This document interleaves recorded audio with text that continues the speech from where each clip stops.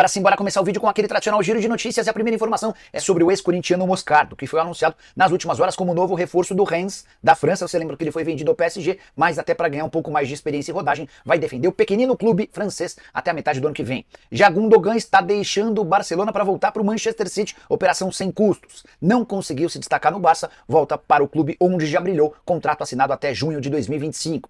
Para completar o giro de notícias, queria contar que 111 bets já pediram autorização à Fazenda, no governo brasileiro, para operarem em 2025 por aqui. Vale a lembrança de que a partir de 1º de janeiro, casas de apostas não autorizadas estarão sujeitas a penalidades. Esse assunto é super importante porque o mercado de futebol hoje é abastecido com patrocínios master, basicamente apenas por casas de apostas. Bora falar agora sobre o Fluminense, ou mais especificamente sobre Fábio, o grande responsável pela classificação do Fluminense para as quartas de final da Libertadores. Durante o tempo normal, quem brilhou foi John Arias, com um gol e uma assistência para o Thiago Silva. Na cobrança de pênaltis, depois da vitória por 2-1 do Fluminense, que repetiu o placar da partida de ida a favor do Grêmio, a gente assistiu ao Fábio pegando até pensamento. Foram duas penalidades defendidas, Natan e Cristaldo. Dessa maneira, o Fluminense está nas quartas de final. Vale a lembrança de que o Ganso abriu a série de cobranças para o Fluminense e desperdiçou a sua chance. Mas, graças ao Fábio, o Flu conseguiu a reviravolta e está nas quartas de final. O adversário é o Atlético Mineiro, de quem eu falo daqui a pouquinho. Antes de registrar 43.540 pagantes no Maracanã para uma renda de R$1.800.000.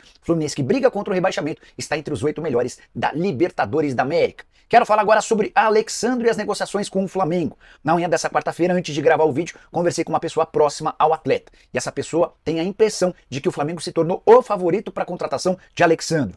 Tudo porque no São Paulo ainda existe alguma falta de convicção em relação a um investimento alto por um atleta de 33 anos de idade. No Flamengo a situação é diferente. Há bastante gente trabalhando pelo sim do Alexandro. O zagueiro Davi Luiz, o ex-jogador Felipe Luiz, que hoje é técnico do Sub-20, e o técnico Tite trabalham nos bastidores para que esse acordo aconteça. Flamengo, que perdeu o Matias Vinha até o restante da temporada, lesão muito séria no joelho, ele volta apenas em 2025. Até por isso, existe um movimento e o Alexandro pretende tomar sua decisão a respeito do futuro clube ainda nessa semana. Jogador que esteve na semana passada fazendo treinos e mantendo a forma física em Portugal, ele desembarcou na segunda-feira em São Paulo e tem se reunido com seus representantes em busca de um acordo. O Botafogo fez proposta oficial, o Palmeiras e o Corinthians sondaram, tem esse namoro antigo com o tricolor paulista.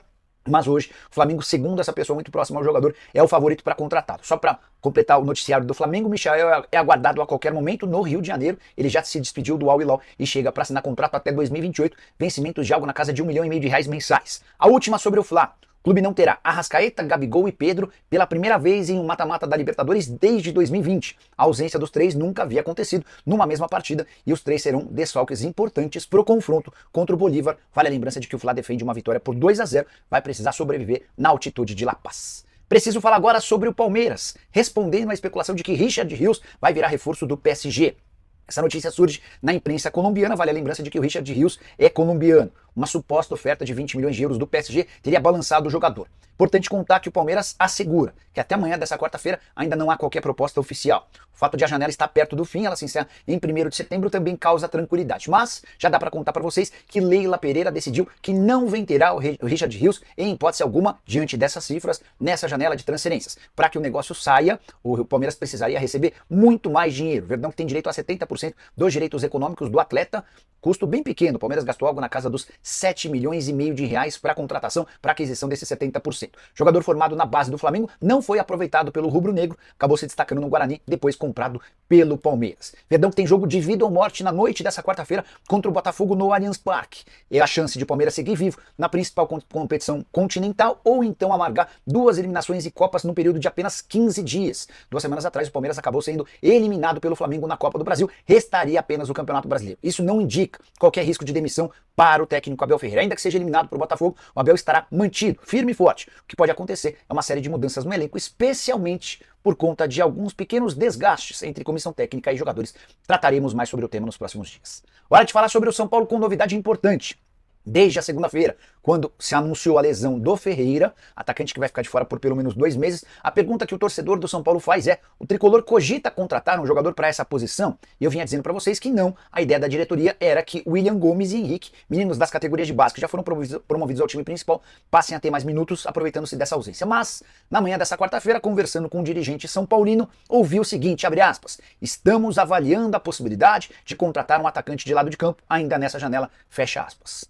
Essa mudança na filosofia do São Paulo tem tudo a ver com Luiz Ubeldia. O treinador argentino tem tentado mostrar aos dirigentes do São Paulo a preocupação com a falta de experiência de William Gomes e Henrique para momentos decisivos como os atuais. Tanto no Campeonato Brasileiro quanto na reta final de Copa do Brasil e Libertadores da América, o São Paulo segue sendo um dos poucos clubes vivos em todas as competições. Quartas de final contra o Atlético Mineiro na Copa do Brasil. O São Paulo precisa passar pelo Nacional do Uruguai na quinta-feira para confirmar a passagem para as quartas de final também da Libertadores da América, e o adversário será o vencedor do confronto entre Botafogo e Palmeiras. Isso sem falar no Campeonato Brasileiro.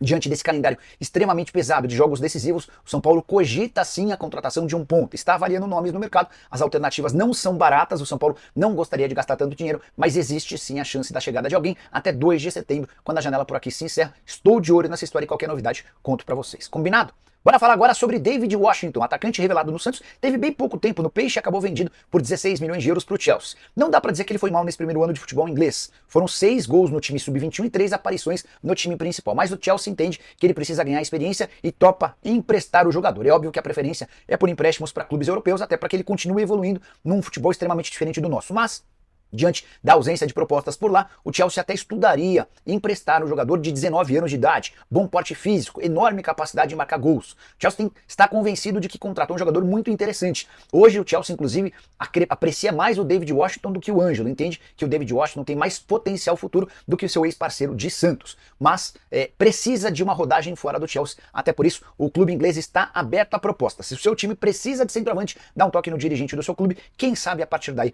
possa pintar algum tipo de negociação.